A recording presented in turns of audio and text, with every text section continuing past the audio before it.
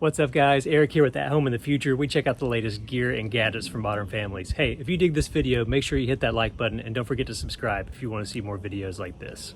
Alright, so our family loves movies and we love being outside. We've got a great backyard, we have a camper that we've been wearing out this summer, so we wanted a way to watch all these movies and shows that we loved on the go and in the great outdoors and really enjoy that. So, like many of you, we went on Amazon, we researched probably what was the best, most affordable outdoor projector and ended up with one of these.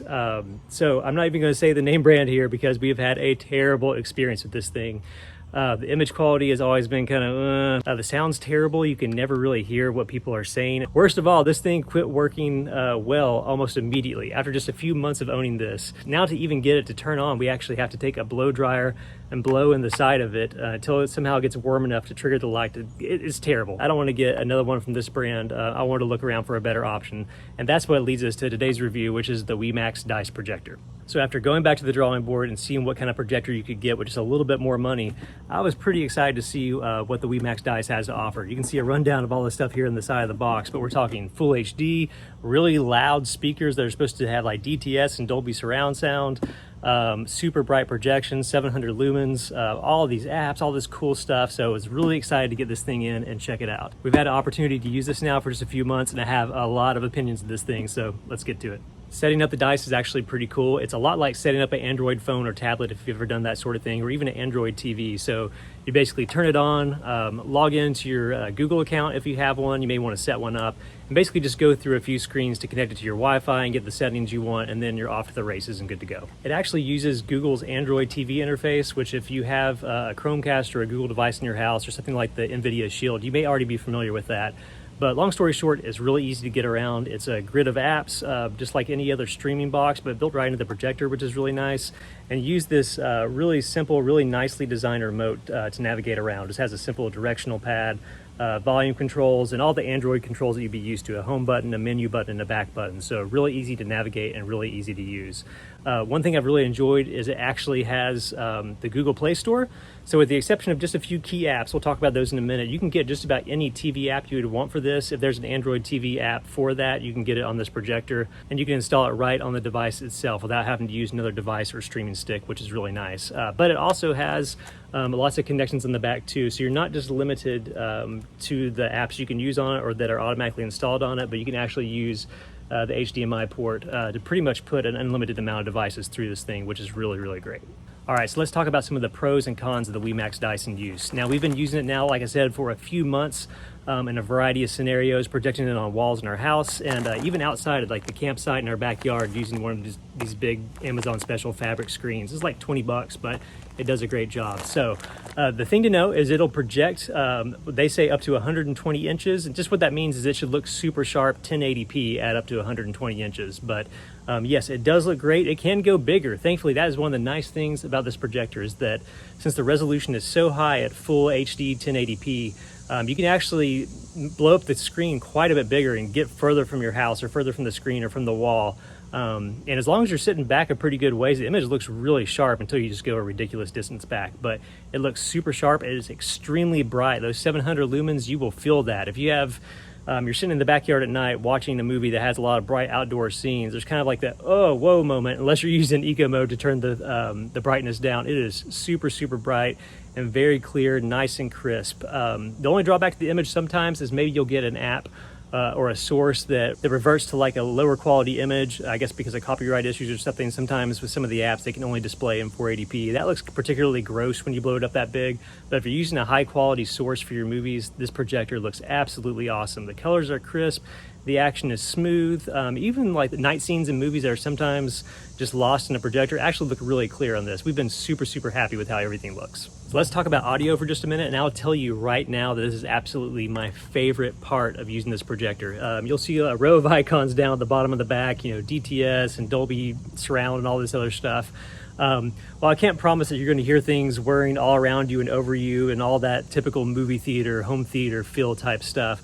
What I can say is that everything that comes from this is unbelievably loud and clear. And that may be the thing that makes this thing a little bit heavier than the other projector I mentioned earlier. You can just tell the speakers in this thing are beefy.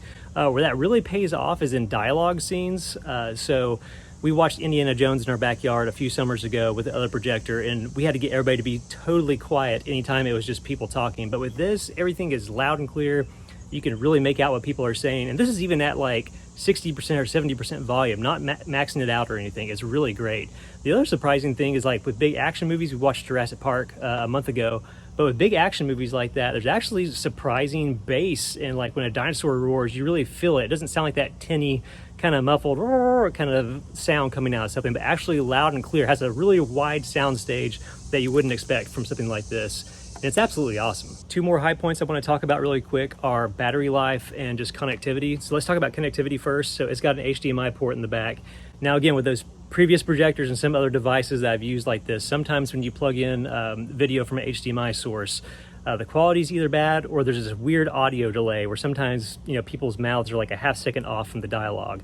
Again, that's something that I've not seen with this at all. We played all sorts of things through my iPad, through like a connector with this, and it's perfectly in sync, absolutely the way to go. And in fact, I'd say that's the way to use this thing in general. Even though it has an awesome array of apps and everything, there's some that are missing. We'll talk about that here in a second. But if you can connect something like an iPad or another streaming stick or device, you can get literally anything you want to play through this, and it does an awesome job with it.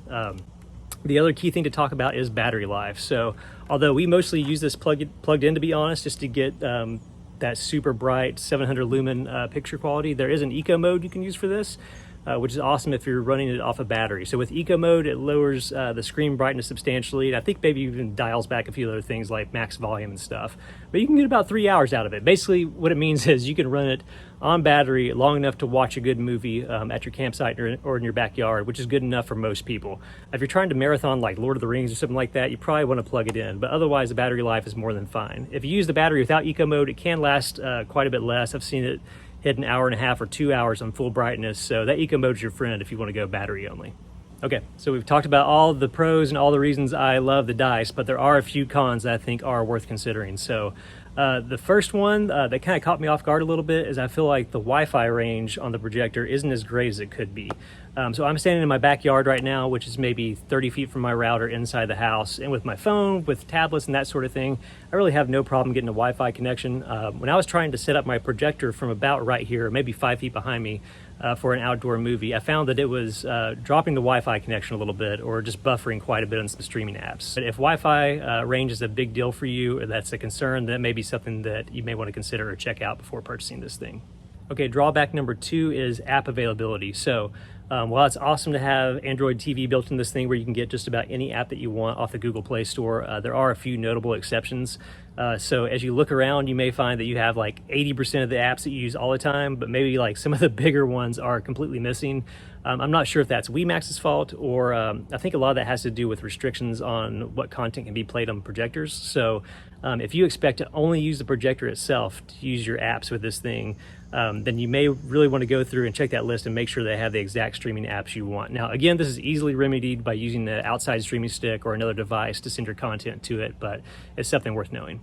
All right, the final drawback, and this could be the biggest one for you, just depending where your head's at, is the budget for this thing. So there are other portable projectors in the market. There's some as cheap as $100. The last one I mentioned at the start of this video, you can find stuff similar to that typically range between $350 and $500. This projector, I think, retails for $699, although most of the time I do see it selling on Amazon and some other places for around $599. So that cost is a little steep if you're just looking for almost like a toy to use in a few random circumstances, but if you plan on getting a projector to take camping, to use in the backyard all the time, basically if you plan to use this thing more than once a year, I think spending that extra $100 or a few hundred extra dollars to get those crazy good speakers, to get that much better image quality, to get a device that's actually reliable and works when you need it, I think it's well worth that money. And this little projector is probably a contender for one of the best purchases we made in a long time.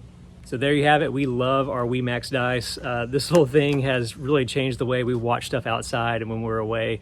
It's made our outdoor movie nights, instead of something we just do for our family, it's turned it into this thing that we want to invite people around the campground to, or our neighbors to. It's like that good of an experience that it feels like you always have a portable drive-in with you.